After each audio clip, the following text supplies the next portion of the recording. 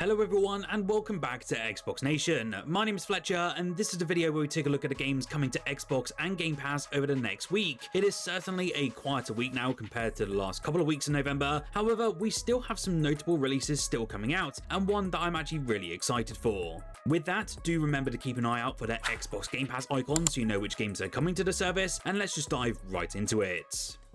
As someone who actually grew up with a lovable sponge and even had a chance to review the most recent Cosmic Shake a couple years back now, I'm really looking forward to the new SpongeBob SquarePants Titans of the Tide game. This one again is coming from Purple Lamp, so I have some very high hopes, especially when it comes to both the platforming, abilities, and just staying true to that Yellow Guy's formula.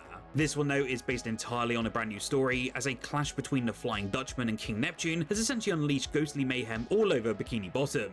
SpongeBob and Patrick will then need to use their skills, bravery and wit to return life to what passes for normal in their undersea homes. It looks fantastic from the gameplay that I've seen personally so far, and if you are interested, it will land on the Xbox on the 18th of November.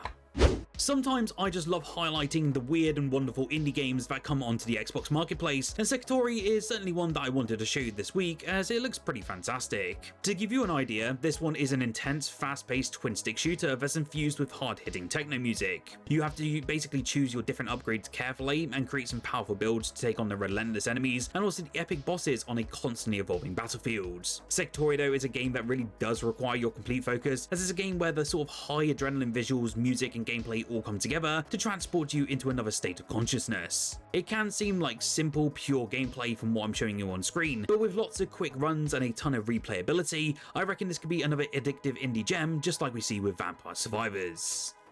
Up next then, we also have a game called MORSELS. This is actually coming from Annapurna Interactive, so I'm actually pretty excited, and it essentially calls itself a fast-paced creature collecting roguelike with a rotating roster of characters for us to switch between. You'll then need to overcome a bunch of killer cats as you fight your way out of the sewers in a sort of unique action-packed journey. That's as much as the blurb really says though, and there isn't really a trailer on the Xbox Store as it stands, which is pretty weird. There are some screenshots which look as though it's sort of a top-down adventure game, and it does have a quite distinct art style and looks like it has some sort of grain effect judging by the screenshots. I don't know how well it's going to translate over into the gameplay itself, but for 12 quid or your regional equivalent, it looks like a pretty justified indie gem, and it comes out on the 18th of November.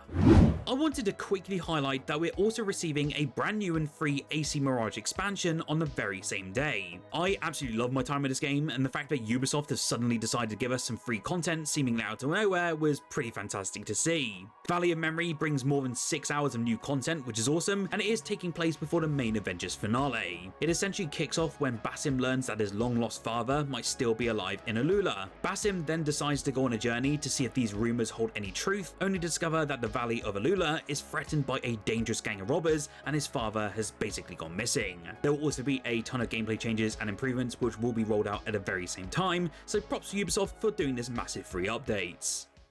Xbox is about to get a brand new life simulator, and it's actually one from nearly 20 years ago. MySims Cozy Bundle brings the Sims offshoot to Xbox on the 18th of November, as announced on EA socials earlier this week. While MySims Sky Heroes actually hit the Xbox 360 all the way back in 2010, this actually marks the first time the original game and its sequel, called MySims Kingdom, will have appeared on Xbox hardware. The pair of games are sort of halfway between The Sims and something like Animal Crossing, as essentially players are tasked with helping to rebuild a town in the original and a more magical themed location within its kingdom. It's a combination of befriending various characters and then crafting lots of items to progress and create your own ideal town. If you're after an easygoing experience, it certainly might be worth considering this one when it does arrive in just a few days' time. Are you interested in MySims Cozy Bundle? You'll have to tell me in the comment section below. Dropping onto both the Xbox Series X and S alongside the Xbox One consoles on the 18th of November, we have Remnants of the Rift, and it's bringing its stylish sort of Saw-based inspired retro-futuristic world to a whole new audience, and this one's packing some serious attitude. Originally, this was actually launched on PC and Switch already, and the game blends real-time action with some clever time-freezing tactical strategy mechanics as your character named Morgan dives through a shifting dimensional rift in search of answers, credits, and maybe a little closure. Everyone plays differently, pushing you to adapt, mod your weapons, and outsmart factions that are all desperate to claim you for their own. Luckily, you're not alone. You do have your crew of questionable allies, of course, and Moog the dog that have your back between different dives. It has some really slick visuals, a groovy soundtrack, and it's got quite a high amount of reviews on it over on PC at the moment, so this is one Xbox release you certainly won't want to miss for this week.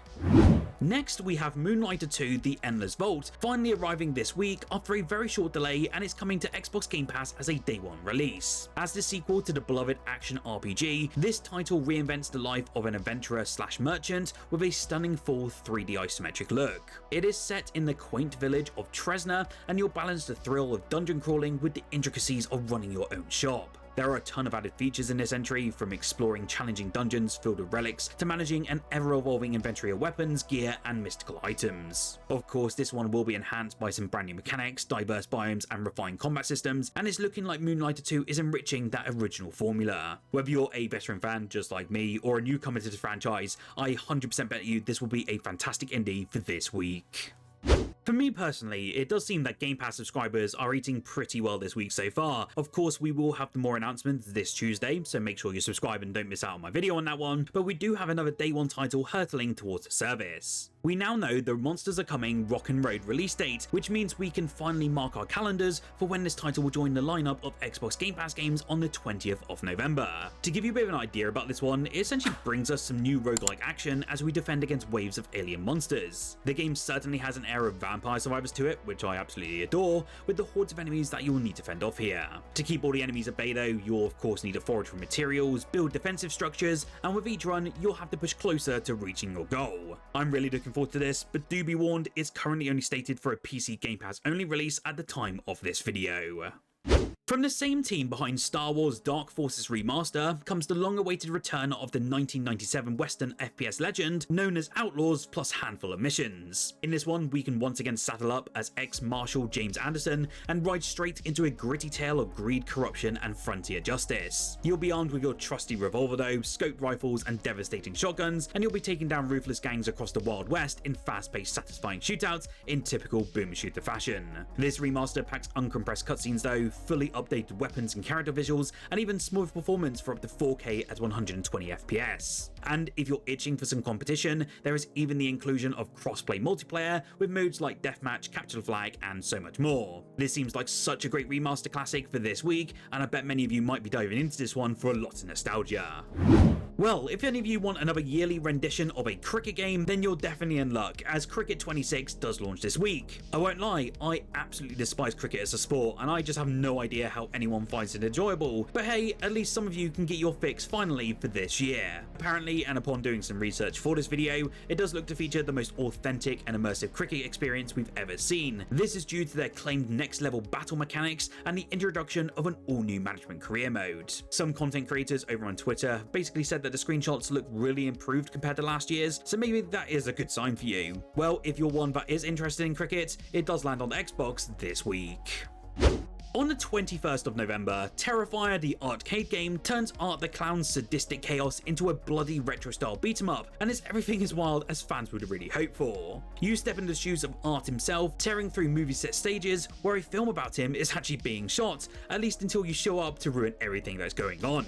With up to 4-player local co-op, you can team up or turn on each other across 6 frantic game modes. Of course, with any experience like this, you can expect some over-the-top finishes, a chiptune soundtrack, brutal weapons, and plenty of gruesome callbacks to the Terrifier films. Whether you just love art or just crave a gore-soaked arcade throwback, you can dive into it for about 18 quid, and it does have a 10% discount available until the 28th of November. There is also a free demo as well if you do want to test that carnage early before you buy. If you're like me and grew up on a healthy diet of Initial D and MF Ghost, then there's a good chance you'll have heard of JDM Japanese Drift Master. The game first launched on PC earlier this year and is essentially a classic arcade street racer that is inspired by Sega's iconic Initial D cabinets and the likes of Ridge Racer. This one though includes a massive open world to explore from the cockpit of a slew of licensed cars, including manufacturers like Mazda and Nissan. The massive upside to all of this is that the game will be arriving onto Xbox as a timed console exclusive, and I'm pretty hyped to dive into it. I know some reviews on Steam do say the physics on the racing wheels can feel a little bit off, so I do hope we get some adjustments prior to the Xbox launch for this week. I actually first mentioned this all the way back in February of this year, so you probably might have heard of this before if you tune into the channel regularly, but now Bandai Namco has provided us with a brand new release date. The next generation upgrade for One Piece Pirate Warriors 4 is officially coming to the Xbox Series X and S consoles on the 21st of November. Details are still relatively thin on the ground at the moment, but it has been mentioned that owners of the Xbox One version will be able to access the Series X and S version at no extra cost. Bandai Namco has also confirmed some brand new DLC for this title, and the catch is though, the fan base will be able to vote for the next characters they'd like to see added. It seems pretty awesome. I love having these free upgrades, and it will be available this week. I do need to mention it that we could potentially see the release of Silent Hill 2 this week onto Xbox, as the leak listing, which I did cover in last week's news video, did note that the release date was of the 21st of October.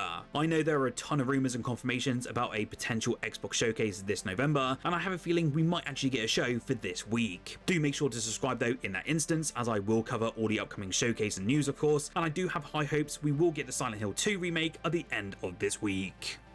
Do remember that Fortnite Crew also becomes part of your Xbox Game Pass Ultimate subscription this week, bringing monthly benefits across Fortnite and even in Rocket League as well. What I've done is I've chucked up the benefits on screen now as per the Xbox Wire official post, so you know what's included. Not only that, but on the same day, Fortnite will also become available through Xbox on PC for the very first time, offering even more ways for you to finally play the game. Fortnite is also joining Xbox Play Anywhere, so it means your progress and purchases will seamlessly follow you across your Xbox consoles, PC, and supported gaming handhelds. Do you have any use for this benefit at all? I'd be keen to hear your thoughts on it in the comments below, especially after the Xbox Game Pass price hike.